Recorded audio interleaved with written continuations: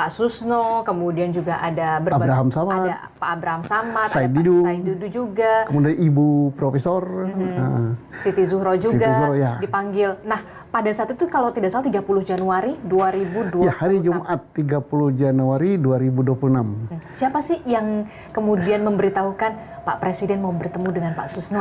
Saya juga lupa, pokoknya ada telepon jam 10, masuk telepon sebelum sholat Jumat, nanti dimohon kehadirannya di Hambalang ya, jam 16.30. Ya, sehingga saya mencari tempat sholat yang terdekat dong.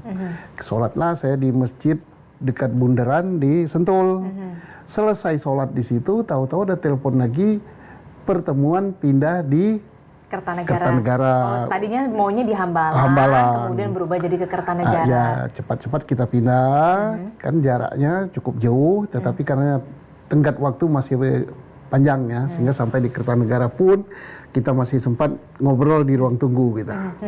Ada obrolan apa bersama dengan sebelum sama Pak Presiden kan ada juga bertemu dengan Pak Menhan, Ya, Pak Menhan, ada juga tokoh-tokoh yang lain. Tokoh-tokoh lain, ada juga dari Agrinas ya, orang Agrinas gitu. Ya, ngobrol ngalur ngidul lah gitu. Ngobrol gitu, macam-macam lah, sehingga Pak Sapri cerita tentang sedikit menyinggung tentang apa namanya badan perdamaian yang dibentuk oleh Pak Trump, Presiden gitu ya. Donald Trump, Board of Peace. Kemudian kita nanya, kita ini sebagai apa kita dipanggil? Ya guyon-guyon lah. Oh, mungkin kita ini dianggap orang apa namanya oposisi. Ya, biasa kan. Obrol belum resmi kan, belum di depan presiden. Kita bilang kalau oposisi kita nggak punya partai, yang punya partai aja nggak ada oposisi gitu. Nah, begitulah. Termasuk juga mungkin Pak Susno adalah orang yang kemudian cukup kritis juga ya. Ya, kritis, tapi saya kan tidak mengkritisi berdasarkan sesuatu yang maunya saya gitu. Saya kira misalnya banyak nyorot di bidang penegakan hukum gitu. Kalau penegakan hukum saya anggap itu tidak benar, saya katakan yang menurut aturan itu begini loh, bukan menurut Susno gitu ya. Misalnya saja tentang kemarin orang heboh, ada orang ngejar jambret dijadikan tersangka. Terus saya kan bersuara keras gitu, nggak bisa dong. Ada lagi peristiwa dulu misalnya di Jakarta, orang jadi korban kecelakaan lalu lintas mati kok jadi tersangka. Kan pernah gitu. Nah, hal-hal yang gitulah yang saya anggap timpang ya, kayak kasus Sambo dan sebagainya, itu kan kurang-kurang tepat dalam penerapan. Saya bersuara gitu. Tapi saya tidak pernah misalnya dengan pemerintahan mengkritisi kebijakan pemerintah atau protes kebijakan pemerintah, tidak. Tapi saya misalnya usulan-usulan yang banyak, misalnya terkait dengan makan bergizi gratis gitu kan, saya mengkritisi juga supaya tidak keracunan harus bagaimana.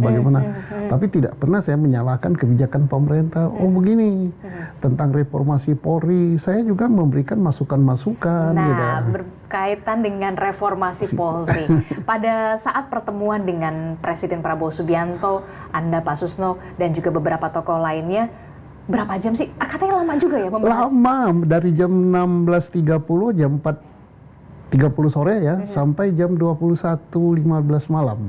5 jam? 5 jam lebih kurang. Sampai saya sendiri tambah kopi itu 3 kali gitu. Dan kebetulan kopinya enak.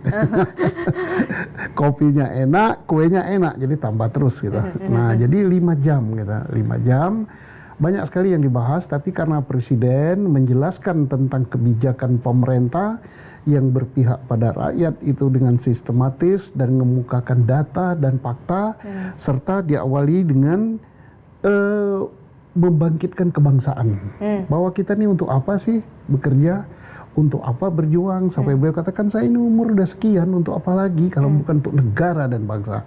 Demikian beliau menanamkan tentang jiwa kebangsaan dan perjuangan itu yang membangkitkan kita, sehingga duduk 5 jam pun terasa berjuang gitu.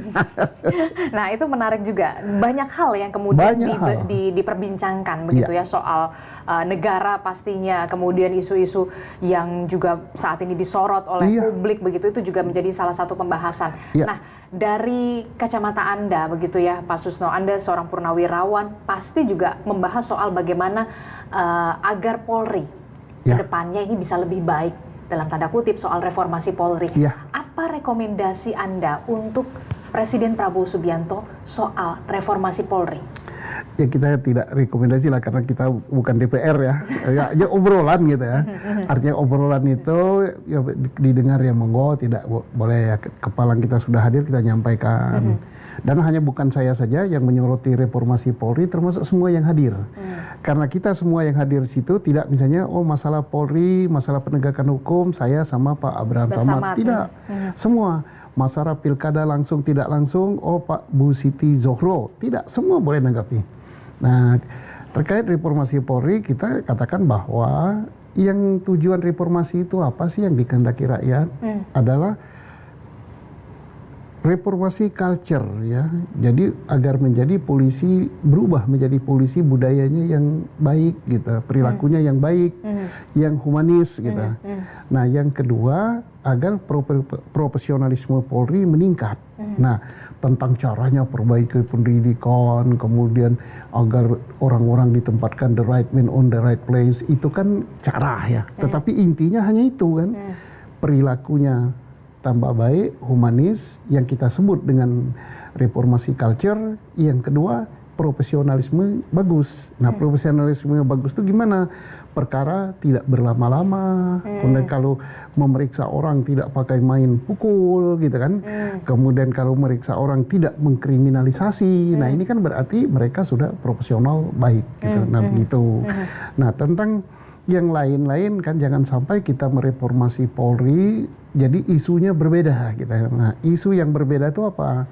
Yang suka didengungkan misalnya, Polri di bawah presiden, Polri di bawah kementerian. Nah, saya guyon aja, nggak usah ribut-ribut kementerian apalah, kementerian peranan wanita sampai orang ketawa ya. Sebenarnya itu semacam apa ya, satir saya ya, menyindir. Jangan kita terlalu terfokus kepada Polri di bawah apa. Presiden lebih tahu. Mengapa presiden lebih tahu?